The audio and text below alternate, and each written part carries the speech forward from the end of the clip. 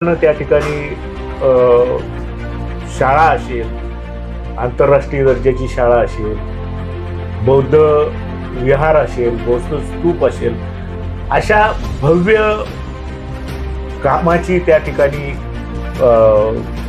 एक कॉन्क्रीट शासनाकडनं आश्वासन घ्यावं. मी सुद्धा भंतेजींना आव्हान केलं की ज्या काही गोष्टी तुम्हाला करायच्या असतील त्या महानगरपालिकेच्या आयुक्तांशी असेल, शासनाशी असेल, आपण अशा पद्धतीची चर्चा करू आणि त्या गोष्टी करून घेऊ.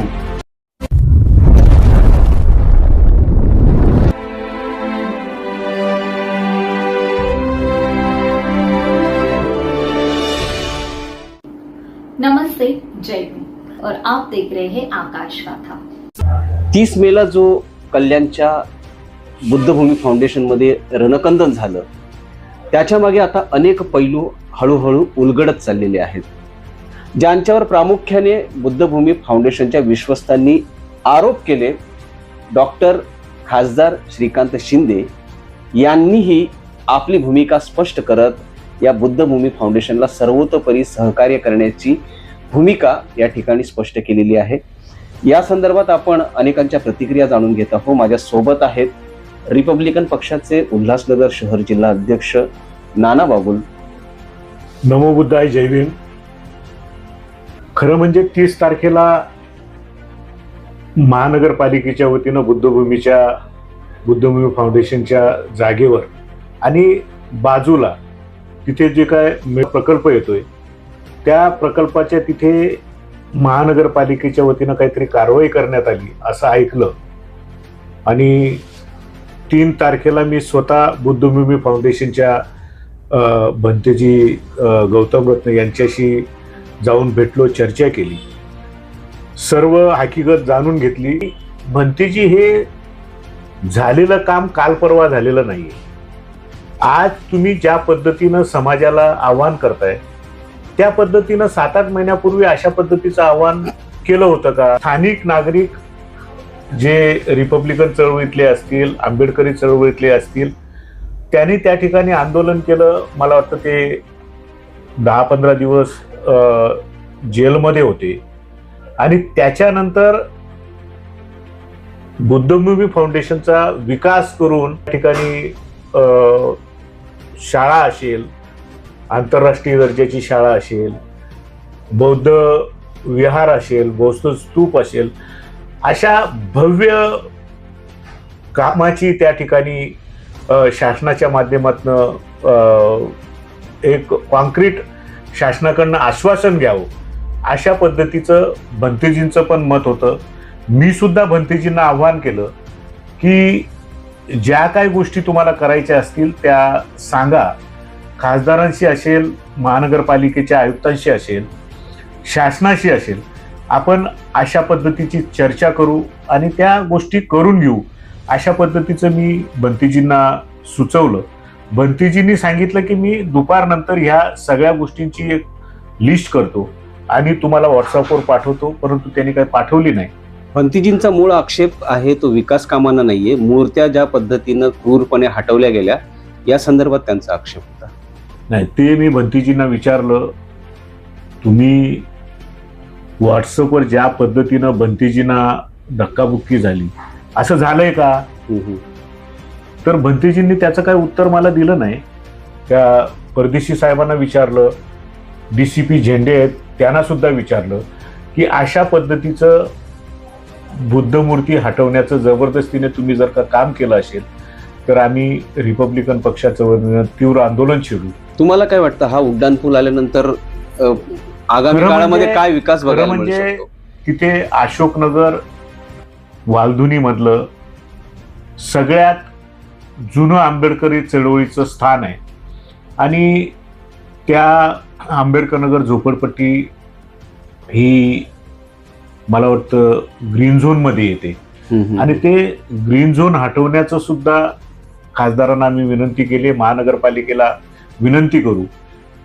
शहराचा विकास जर होत असेल तर त्या विकासाच्या मोबदल्यामध्ये बौद्धभूमी फाउंडेशनची जागा आपण डेव्हलप करून घ्यायला पाहिजे असं माझं प्रामाणिक मत आहे.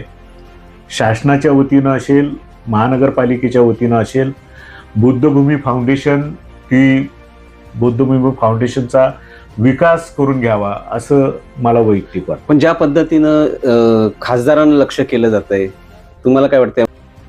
महाराष्ट्रामध्ये असा एकमेव खासदार आहे की त्यांनी कल्याण लोकसभा मतदारसंघामध्ये अतिशय चांगल्या पद्धतीनं विकास करण्याचं काम हाती घेतलंय.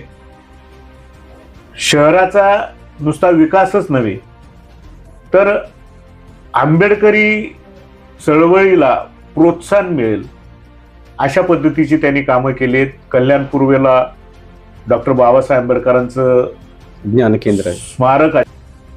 डॉक्टर आंबेडकर नगर, उल्हासनगर, चोपडा इथे सुद्धा खासदारांनी आंबेडकर भवन बांधण्यासाठी 4 कोटीचा निधी दिलाय आणि लवकरात लवकर ते आंबेडकर भवन पूर्णत्वास येऊन त्याचं समाजाला लोकार्पण करण्याचं आमचा मानस आहे. खासदारांनी पण आपली भूमिका स्पष्ट केली, पत्रकार परिषद घेतली, प्रसिद्धी पत्रक जारी केलंय. खासदारांना ह्या गोष्टी ज्या वेळेला माहिती पडल्या की जोर जबरदस्तीने त्या ठिकाणी बौद्धभूमी फाउंडेशनची जागा ॲक्वायर करण्याचं काम महानगरपालिकेने केलं. खासदारांनी स्वतः मागणी केली की SIT स्थापन करा आणि खरोखर दोषी असतील त्यांच्यावर कारवाई करा. आता एवढं ब्रॉड माइंडेड काम करण्याचं काम जर का खासदार करत असतील तर मग खासदार कसे काय दोषी? आता आमच्या इथे डॉक्टर बाबासाहेब आंबेडकर नगर चोपडा इथे अर्धाकृती पुतळा होता, तिथे पूर्णाकृती पुतळा उभारण्यात आलाय.